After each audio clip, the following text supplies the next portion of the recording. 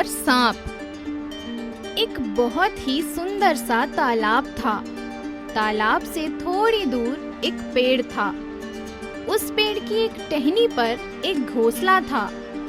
उसमें तोता और मैना रहते थे। खा पी कर मजे करते थे। उस पेड़ के नीचे एक छेद था। उस छेद में एक सांप रहता था। उस पेड़ पर और भी दूसरे पक्षी रहते थे। वो सांप अन्य पक्षी के बच्चों को भोजन बनाता और हट्टा कट्टा रहता। एक दिन मैना ने घोंसले में अंडे दिए।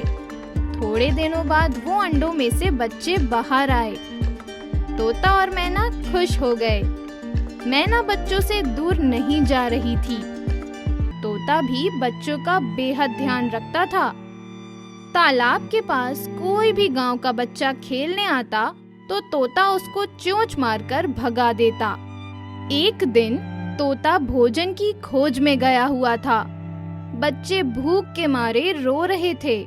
मैना को विचार आया कि नजदीक में कुछ खाना मिलेगा तो चोंच में भरकर लाती हूँ। ऐसा सोच मैना घोंसले से थोड़ी दूर गई और तुरंत सांप छेद से बाहर निकला और पेड़ पर चढ़ा और मैना के बच्चों को खा गया। मैना बच्चों के लिए खाना चोंच में लेकर आई और देखा तो घोंसले में बच्चे नहीं थे। मैना रोने लगी। इतने में तोता भी चोंच में खाना लेकर आ गया। मैना ने रोते हुए कहा, सांप अपने सारे बच्चे खा गया। तोता और मैना रोने लगे।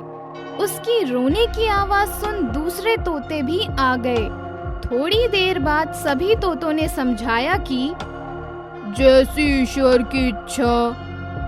ऐसा बोल सभी तोते चले गए। कुछ भी करो और इस सांप को मार दो। ये अपने बच्चों को खा गया है। ये सांप काफी शक्तिशाली है। उसे मारना हमारा काम नहीं है। बल से नहीं तो बुद्धि से काम लो। लोमड़ी तुम्हारे अच्छे दोस्त हैं। वो कुछ उपाय बताएंगे।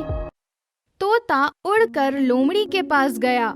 लोमड़ी ने सारी बात सुन ली और सांप को मारने का उपाय बताया। तोता घर की तरफ निकल पड़ा। उसने मैना को उपाय बताया। मैना उत्साहित हो गई। तोता और मैना तुरंत तालाब की ओर गए। तालाब के पास पहुँचे और देखा कि एक रानी तालाब में स्नान कर रही है।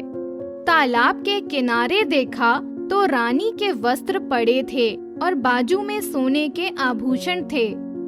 मोती के हार धूप में चमक रहे थे। मैना तालाब के किनारे गई और उसने मोती का हार ले लिया और तुरंत अपने घोंसले की ओर उड़ गई। तोता भी मैना के पीछे पीछे उड़ा। रानी के रक्षकों में से एक की नजर पड़ी। उसने दूसरे रक्षकों को आवाज दी और दूसरे रक्षक भी तोता और मैना के पीछे गए। मैना ने मोती का हार सांप के छेद में डाला और दूर उड़ गई। रक्षक ये सब देख रहे थे। रक्षक पेड़ के पास आए और एक रक्षक ने अपनी लाठी छेद में घुसा दी। गुस्सा हुआ सांप बाहर आया और सांप के ऊपर रक्षकों ने लाठी बरसाना शुरू कर दी और सांप मर गया। रक्षकों ने छेद से मोती का हार लिया और वो तालाब की ओर चले गए। तोता और मैना खुश हो गए। मोरल: कभी-कभी बल की जगह बुद्धि का उपयोग करना चाहिए।